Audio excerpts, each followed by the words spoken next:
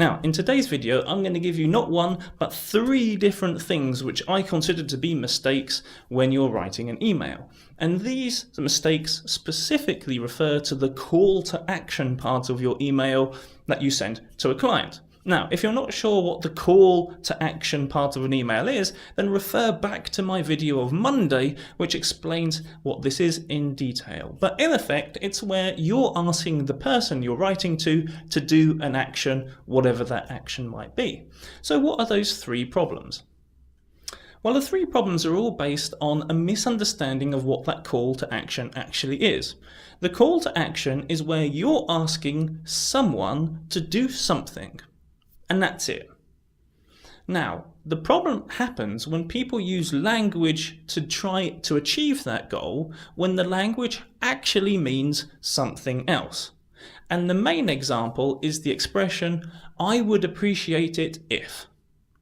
Now, it's polite. I'm not arguing it's not polite.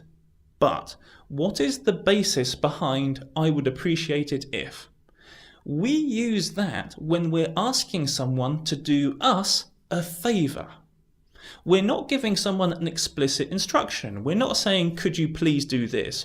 We're saying, "It would be great if you could help me out if you could do this."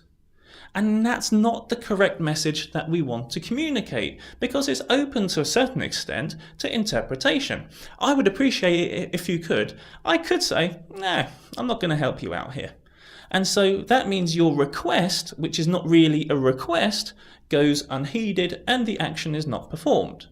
We can easily eliminate this by saying, and by using one of the indirect forms which I recommend in your call to action. So could you please, would it be possible for you to do, and so on. So I would ask you not to say, "I would appreciate it if," unless you are actually asking someone to do you a favor.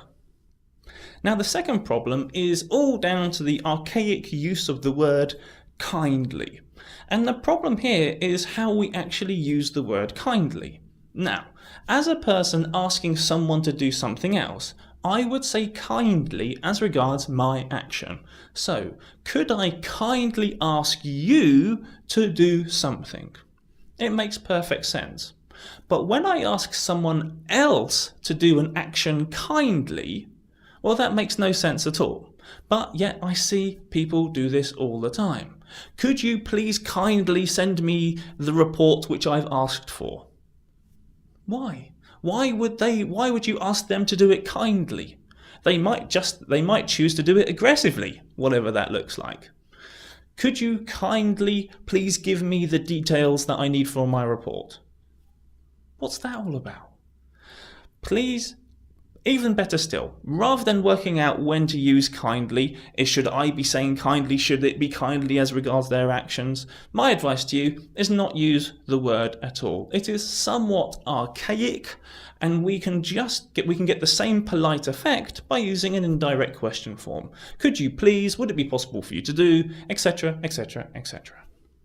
The third and final thing is one of the things that annoys me most. This is where the language has been mutated to such a horrible extent in terms of what it's hoping to achieve. And it comes down to the 2 words, "please advise." So, "I would like the numbers for the report, please. Please advise." No, no, no, no, no, no, no.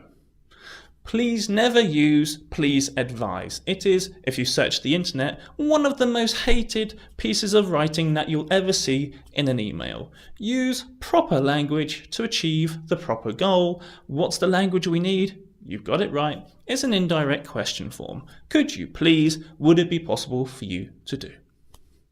So those are the 3 things that I would ask you not to do in your emails from now on, and when you catch yourself doing those, using one of those things, use an indirect question form instead.